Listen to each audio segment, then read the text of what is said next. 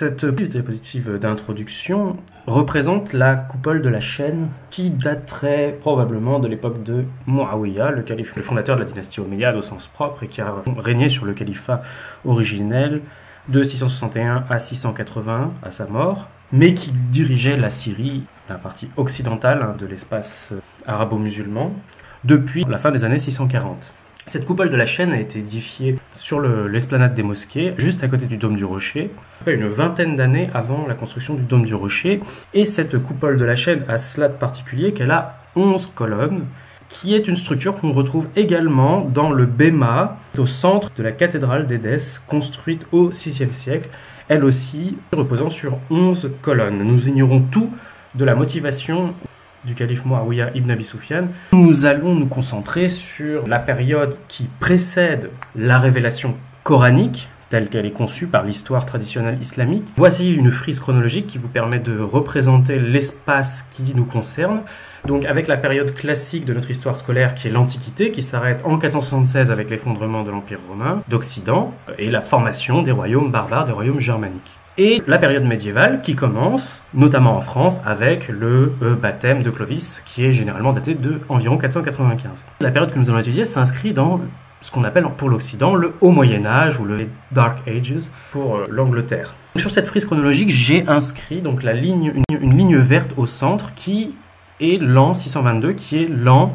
de, non pas la révélation coranique, mais la fondation de la cité de Médine. Madina, ça veut dire l'état ou la cité, ou la ville évidemment par extension, mais également l'institution, l'administration, la juridiction provinciale et donc par extension une forme de transcription de l'idée romaine de Respublica. Donc la fondation d'une Médina, Médine, dans l'oasis de Yathrib, qui est l'an 1 du calendrier islamique, que les arabo-musulmans désignent comme le calendrier de l'Hégire, au sens de la Hijra, lorsque le prophète Muhammad aurait émigré, Hijra veut dire émigration, depuis la Mecque vers cette oasis de Yathrib où il fonde cette nouvelle cité. Et je vous mets donc en une bande jaune qui correspond à la période du règne de Dagobert, qui est plus ou moins le contemporain de ce premier gouvernement médinois de 622 à probablement 632, qui est la date traditionnellement admise de la mort de Mohammed. Et les deux petits triangles inversés qui vont des deux côtés représentent en fait la quantité de sources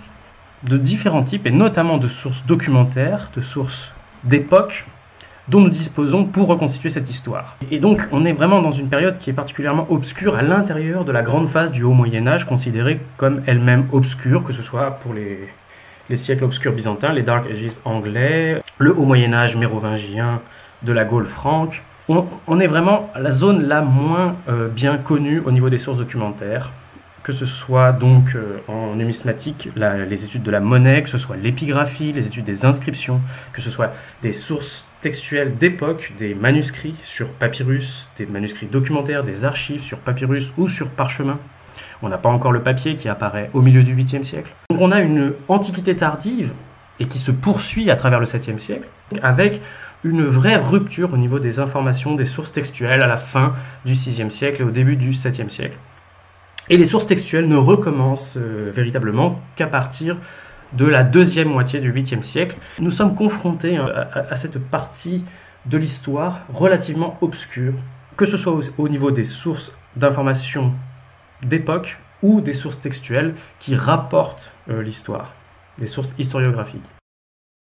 Nous sommes dans un environnement qui est marqué par la culture linguistique sémitique. On a trois types de systèmes d'écriture qui sont utilisés dans le monde sémitique. Le cunéiforme qui a été utilisé pour l'akkadien et d'autres langues dont l'héblaïte, c'est aussi une langue sémitique de Syrie, et d'autres langues non sémitiques évidemment, le hittite, l'élamite, etc. qui a été utilisé donc de la fin du 3e millénaire avant notre ère, à l'âge du bronze, jusqu'au milieu du 1er millénaire, à l'époque perse achéménide, et surtout hellénistique, où il disparaît complètement, il est remplacé à ce moment-là par l'araméen et le grec et le parthe et le moyen persan. Le système alphabétique qui émerge dans le pays de Canaan, qui émerge à la zone de contact entre l'Égypte et le monde sémitique, dans le Sinaï et dans l'espace cananéen, et qui va vous donner l'alphabet qu'on appelle phénicien et qu'on retrouve pour les vieilles inscriptions aussi dans Canaan, donc qui est le vieil hébreu, aussi en Transjordanie, pour les populations, donc ammonites, moabites, etc., qui l'utilisent également, et qui est également utilisé par toutes les populations qui parlent une autre langue sémitique, l'araméen, dans la Syrie intérieure, du centre et du nord. Alphabet qui va évoluer à travers les formes nabatéennes dans le sud de la Jordanie actuelle, le palmyrénien en Syrie désertique, le syriaque dans le nord de la Syrie et de l'Irak, le judéo-araméen essentiellement dans le sud de l'Irak, le christo-palestinien, donc qui est une autre forme d'araméen pour le dialecte de Palestine, essentiellement chrétien. Enfin, nous avons tout un système d'alphabet qu'on appelle Mousnad en Arabie du Sud, dérivé à partir probablement d'un ancêtre commun, lui-même issu du proto-alphabet sinaïtique cananéen, en deux branches, une branche sud-sémitique qui apparaît très tôt au premier millénaire avant notre ère, qui est presque équivalente de l'apparition de l'hébreu, du phénicien, de l'araméen, et qui va se décliner pour transcrire toutes les langues sud-sémitiques, donc du Yémen, et notamment les langues sud-sémitiques, les langues éthio-sémitiques, les langues d'Éthiopie, à travers donc l'écriture du Ge'ez, qui subsiste jusqu'à nos jours, comme l'écriture officielle de l'Éthiopie et de l'Érythrée. En revanche, le système Mousnad, sud-arabique, disparaît entre le 6e et le 8e siècle, sans qu'on sache exactement de quelle manière ça s'est produit. Il est remplacé par la langue arabe classique, qui utilise elle-même donc l'alphabet issu de l'alphabet phénicien, la variante arabe de l'alphabet araméen. Alphabet arabe, langue arabe qui remplace, pendant l'Antiquité tardive et le Haut Moyen-Âge, l'alphabet sud-sémitique, le Mousnad. Et puis, toutes les populations qui correspondent aux ancêtres des Arabes de l'époque arabo-musulmane classique, toutes ces populations qui parlent un certain nombre de dialectes très fortement apparentés entre eux, mais également assez proches de l'hébreu, notamment dans l'article qu'ils utilisent, qui est un ha comme en hébreu, qui est très semblable à l'arabe classique, mais avec des variations, notamment justement cet article qui est en arabe est al. Et on a des attestations donc, de cet usage d'un alphabet nord-arabique avec un certain nombre de variétés nord-arabiques qu'on va appeler l'alphabet tamoudéen, donc d'autres appellations régionales, locales, mais ils sont tous apparentés entre eux. Un même univers linguistique nord-arabique avec un même système d'écriture apparenté à l'écriture sud-sémitique. Donc nous retrouvons notre frise chronologique avec ces deux triangles inversés qui sont un peu la structure du chat d'une aiguille, si vous voulez, ou de deux entonnoirs, donc une diminution progressive de nos sources d'information, le passage symboliquement par l'an 1 de l'Hégire, l'an 622 de notre ère, et puis ensuite un entonnoir dans l'autre sens, donc avec une multiplication progressivement d'informations arabo-musulmanes, mais aussi syriaques, coptes, byzantines, grecques, qui nous donnent de plus en plus d'informations progressivement jusqu'au cours du 8e siècle. Et à partir du 9e siècle, on a une histoire textuelle qui correspond avec l'histoire actuelle de leur époque. Le gros enjeu pour les débuts de l'islam, c'est d'arriver à identifier donc, cette période de l'Antiquité tardive étendue entre la fin du 6e siècle et le milieu du 8e siècle. Cette frise chronologique est en 3 étages. Le premier étage correspond à la partie de l'histoire de l'Arabie du Sud, qui est vraiment marquée par cette 12e dynastie, si on prend donc l'organisation dynastique proposée par Christian Robin à partir des titres royaux et les rois de l'époque dans les inscriptions se font généralement accompagnés de leurs fils, un ou plusieurs fils, ce qui permet donc de reconstituer des lignées, en tout cas des lignées de père et de fils. Et donc on a une dynastie assez stable, c'est de très loin la dynastie la plus stable du royaume yéménite de l'époque, qu'on appelle le royaume de Himyar, H-I-M-Y-A-R. Et cette 12e dynastie, au cours du 4e siècle, elle adopte le judaïsme comme religion d'État. On ne rentrera pas dans les détails du type de judaïsme qu'adopte le Yémen à cette époque-là, qu'adopte le royaume de Himyar,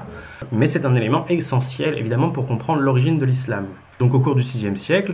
le royaume du Yémen va être conquis à plusieurs reprises par l'armée éthiopienne et va être christianisé d'une manière plus ou moins contrainte, avec un certain nombre de remous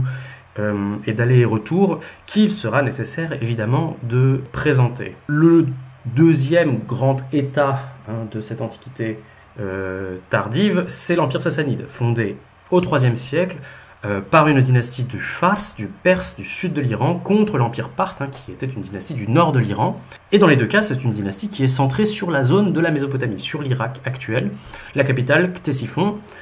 étant au même endroit que la capitale parthe, elle-même au même endroit que la capitale hellénistique des Séleucides, donc c'est Séleucie, Ctésiphon, Véardachir, les trois villes. Et ces trois villes se trouvent juste à côté de la Bagdad actuelle. Donc il y a vraiment une continuité avec ce qu'on va retrouver à l'époque abbasside, et c'est pour ça qu'il y a une sorte de vide dans cette frise chronologique, puisqu'on n'a plus vraiment d'état irako-iranien pendant la partie qui consécutive donc à la conquête arabe et jusqu'au début de la dynastie abbasside qui prend le pouvoir en 750. On a deux rois principaux pour l'Antiquité tardive qui sont Khosrow Ier et Khosrow II, c'est facile, ils portent le même nom, ce sont les rois qui ont régné le plus longtemps, Khosrow Ier est le grand-père de Khosrow II. Et puis un troisième étage qui est l'étage donc de l'Empire romain, avec les quatre principaux conciles qui structurent la religion d'État